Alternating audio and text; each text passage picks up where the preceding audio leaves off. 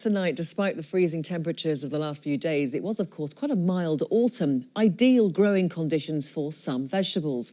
It's led to a surplus of greens, and now a Devon food producer has donated thousands of fresh vegetables to charities which help people struggling to feed themselves. As John Danks reports, Riverford, along with its veg box customers, has covered the harvesting costs. Food on the move.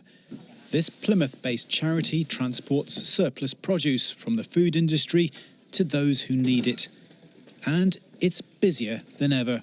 It's quite shocking, really. The statistics are quite high, so it's over 50,000 people across the southwest that are currently benefiting from Fareshare's food offering. We supply over 400 charities, and they in turn then make sure that those people get that food. They've received a large donation of food from Riverford. Mild autumn weather led to an abundance of cabbages growing too quickly this year, so the founder of the Orgnic veg box company chose not to let them go to waste. Bearing in mind what I read in the newspaper about people struggling to feed their families, that just seemed a tragedy. So we came up with a scheme for me personally and our customers to pay for the harvesting cost of the vegetables, and working with Fareshare to get them to food banks and those in need. And I think it's worked fantastically well. In Plymouth, deliveries are made to communities in the greatest need. Local charities like this one pay a small weekly contribution. In return, they receive hundreds of pounds worth of food. Last week, during the week, we served 100 adults and children, and we ran out of food. So we probably had to go to the local shops and get some more food and that.